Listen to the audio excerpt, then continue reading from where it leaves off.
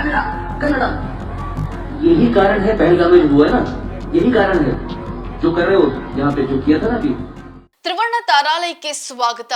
ನಾನು ಪವಿತ್ರ ಗೌಡ. ಬಾಲಿವುಡ್ ಗಾಯಕ ಸೋನು ನಿಗಮ್ಗೆ ಏನಾಗಿದೆ ಅಂತ ಗೊತ್ತಿಲ್ಲ. ಕನ್ನಡದ ಹಾಡನ್ನ ಹಾಡಿ ಅಂದದಕ್ಕೆ ಏನೇನೋ ಹೇಳೋದಾ, ಕೇಳಿರೋದೇನೋ ಒಂದು ಕನ್ನಡ ಹಾಡನ್ನ ಹಾಡಿ ಅಂತ. ಅದಕ್ಕೆ ದ ಫೇಮಸ್ ಸೋನು ನಿಗಮ್ ಈ ಕೋರಿಕೆ ರೂಢಾಗಿದೆ. ಈ ರೀತಿ ಮಾಡಿದ್ದಕ್ಕೇನೆ ಪೆಹಲ್ಗಾಮ್ನಲ್ಲಿ ಉಗ್ರರು ದಾಳಿ ಮಾಡಿದ್ದಾರೆ ಅಂತ ಹೇಳ್ಬಿಡೋದಾ? ಅದು ಬೆಂಗಳೂರಿನ ಸಾವಿರಾರು ಜನರ ಸಮ್ಮುಖದಲ್ಲಿ ಈ ಮಾತನ್ನ ಒಂಚೂರು ಅಳುಕಿಲ್ಲದೆ ಘಂಟಾಘೋಷವಾಗಿ ನುಡಿದಿದ್ದಾರೆ. ಆತ ಹೇಳಿರೋ ಆ ಮಾತಿನ ವಿಡಿಯೋ ಸೋಷಿಯಲ್ ಮೀಡಿಯಾದಲ್ಲಿ ವೈರಲ್ ಆಗಿದೆ. ಈ ಕುರಿತು ನೆಟ್ಟಿಗರು, ಕನ್ನಡ ಪರ ಸಂಘಟನೆಗಳು ಕೆರಳಿ ಕೆಂಡುವಾಗಿದ್ದಾರೆ. ಮೂರ್ಖತನದ ಮಾತುಗಳನ್ನ ಆಡಿರೋ ಸೋನು ನಿಗಮ್ ಕನ್ನಡಿಗರಿಗೆ ಕ್ಷಮೆ ಕೇಳಲೇಬೇಕು ಅಂತ ಆಕ್ರೋಶವನ್ನ ಹೊರಹಾಕಿದ್ದಾರೆ.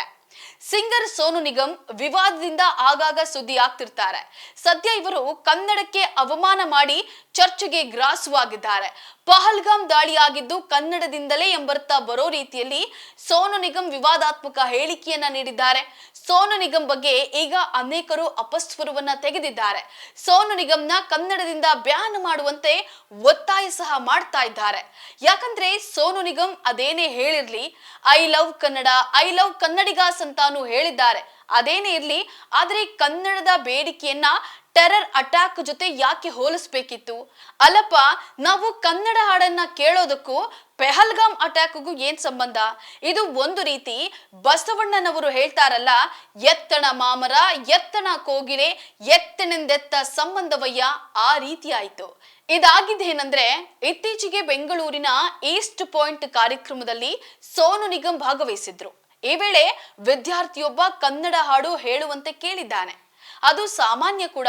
ಯಾಕಂದ್ರೆ ಸೋನು ನಿಗಮ್ ಈ ಹಿಂದೆ ಕನ್ನಡದಲ್ಲಿ ಹಲವು ಹಾಡುಗಳನ್ನ ಆಡಿ ಮೆಚ್ಚುಗೆಯನ್ನ ಗಳಿಸಿದವರು.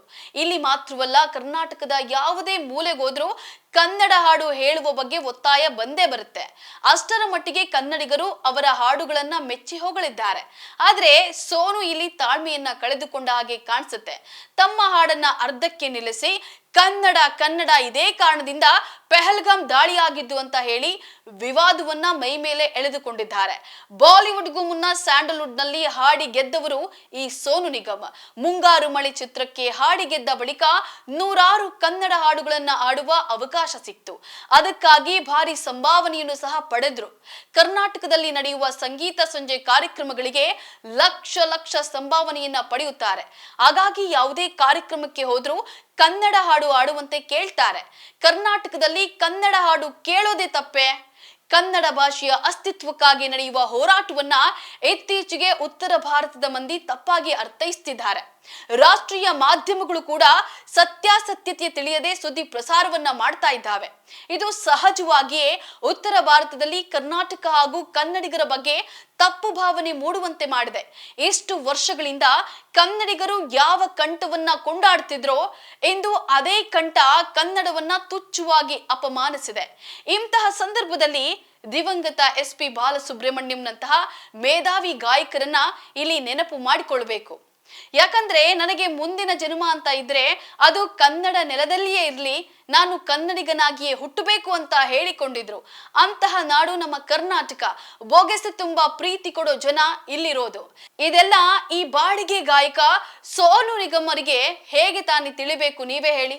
ಸೋನು ನಿಗಮ್ 32 ಭಾಷೆಗಳಲ್ಲಿ 6,000ಕ್ಕೂ ಅಧಿಕ ಹಾಡುಗಳನ್ನ ಹಾಡಿದ್ದಾರೆ. ಆದ್ರೆ ಹಿಂದಿ ಬಿಟ್ರೆ ಕನ್ನಡ ಹಾಡುಗಳಿಗೆ ಹೆಚ್ಚು ಮನ್ನಣೆ, ಮೆಚ್ಚುಗೆ ಸಿಕ್ಕಿರೋದು. ಗಾಯಕನಾಗಿ ಮಾತ್ರವಲ್ಲದೆ ಸಂಗೀತ ನಿರ್ದೇಶಕನಾಗಿ, ಕಂಠದಾನ ಕಲಾವಿದನಾಗಿಯೂ ಗುರುತಿಸಿಕೊಂಡಿದ್ದಾರೆ.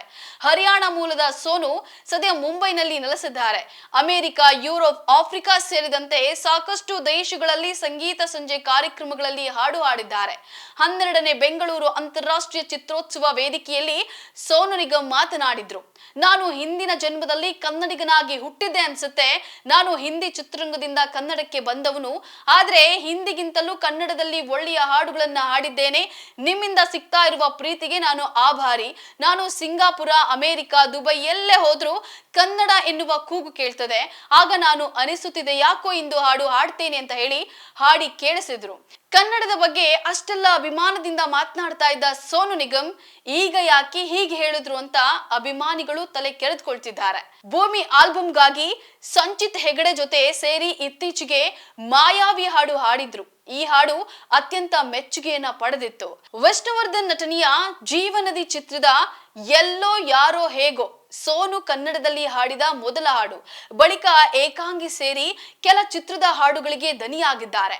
ಮುಂಗಾರು ಮಳೆ ಹಾಡುಗಳು ಹಿಟ್ಟಾದ ಬಳಿಕವಂತೂ ಸೋನು ಕ್ರೇಜ್ ಶುರುವಾಯಿತು ಅಂತಲೇ ಹೇಳಬಹುದು. ಗಾಳಿಪಟ, ಮೊಗ್ಗಿನ ಮನಸ್ಸು, ಮುಸ್ಸಂಜೆ ಮಾತು, ಮಳೆಯಲ್ಲಿ ಜೊತೆಯಲ್ಲಿ ಇನ್ನು ಅನೇಕ ಹಿಟ್ ಸಿನಿಮಾಗಳಿಗೆ ಸೋನು ನಿಗಮ್ ಹಾಡುಗಳನ್ನ ಹಾಡಿದ್ರು. ಮಾರ್ಟಿನ್ ಚಿತ್ರದಲ್ಲಿ ಜೀವ ನೀನೆ ಹಾಡು ಕೊನೆಯದಾಗಿ ಹಾಡಿದ್ದಾರೆ. ಸೋನು ನಿಗಮ್ ಅವರಿಗೆ ಕನ್ನಡದಲ್ಲಿ ಮನೋಮೂರ್ತಿ ವಿ ಹರಿಕೃಷ್ಣ ಅವರೇ ಹೆಚ್ಚು ಅವಕಾಶವನ್ನ ಕೊಟ್ಟಿದ್ದಾರೆ. ಇನ್ನು ಕಲಾವಿದರು, ಗಾಯಕರು ಎಲ್ಲಾ ಸಂದರ್ಭದಲ್ಲಿ ಒಂದೇ ರೀತಿ ಇರ್ತಾರೆ ಅಂತ ಹೇಳೋಕೆ ಸಾಧ್ಯವಾಗೋದಿಲ್ಲ. ಅವರುಗಳು ಅವರದ್ದೇ ಆದ ಒತ್ತಡದಲ್ಲಿ ಇರ್ತಾರೆ. ಇಂತಹ ಸಂದರ್ಭದಲ್ಲಿ ಈ ರೀತಿ ಕೇಳಿದಾಗ ಅವರಿಗೆ ಕಿರಿಕಿರಿ ಅನಿಸಿರಬಹುದು. ಆದರೆ ತಾಳ್ಮೆ ಕಳೆದುಕೊಂಡು ಈ ರೀತಿ ಹೇಳಿಕೆ ನೀಡಿದ್ದು ಸರಿಯಲ್ಲ. ಪಹಲ್ಗಾಮ್ ದಾಳಿಗೂ ಕನ್ನಡ ಎಂದು ಕೇಳೋದಕ್ಕೂ ಏನ್ ಸಂಬಂಧ ಇದೆ? ಸೋನು ನಿಗಮ್ಗೆ ಹಣ ಮಾಡೋಕೆ ಕನ್ನಡ ಬೇಕು, ಆದ್ರೆ ಒಳಗೊಳಗೆ ಹಿಂದಿಯ ಕುರಿತು ಅತಿಯಾದ ಆರಾಧನೆ, ಅಭಿಮಾನ ಇದೆ. ಅದನ್ನ ನಾವು ಕಲಿಯದೇ ಇದ್ದಿದ್ದಕ್ಕೆ, ಆ ಭಾಷೆಯನ್ನ ನಾವು ರಾಷ್ಟ್ರೀಯ ಭಾಷೆ ಅಂತ ಒಪ್ಪದಿದ್ದಕ್ಕೆ ನಮ್ಮ ದೇಶದಲ್ಲಿ ಐಕ್ಯತೆ ಇಲ್ಲ ಅಂತ ಸೂಚನೆ ಕೊಡಲು ಹೋಗಿದ್ದಾರೆ ಅನ್ನೋದು ಕೆಲವರ ಅಭಿಪ್ರಾಯ. ಅದೇನೇ ಇರ್ಲಿ, ಪರ ಭಾಷೆಯವರನ್ನ ಕರೆಸಿ ಕನ್ನಡಿಗರು ಅವಮಾನ ಮಾಡಿಸಿಕೊಂಡಿದ್ದು ಇದೇ ಮೊದಲಲ್ಲ. ಆದ್ರೆ ಇಂತಹ ಹಲವಾರು ಘಟನೆಗಳಿಂದ ನಾವು ಏನನ್ನೂ ಕಲ್ತಿಲ್ಲ. ನಮ್ಮ ನೆಲದ ಪ್ರತಿಭೆಗಳನ್ನ ಗುರುತಿಸಿ ಬೆಳೆಸೋದಕ್ಕೆ ಈ ಅವಮಾನ ಪಾಠವಾಗ್ಲಿ ಅಷ್ಟೇ.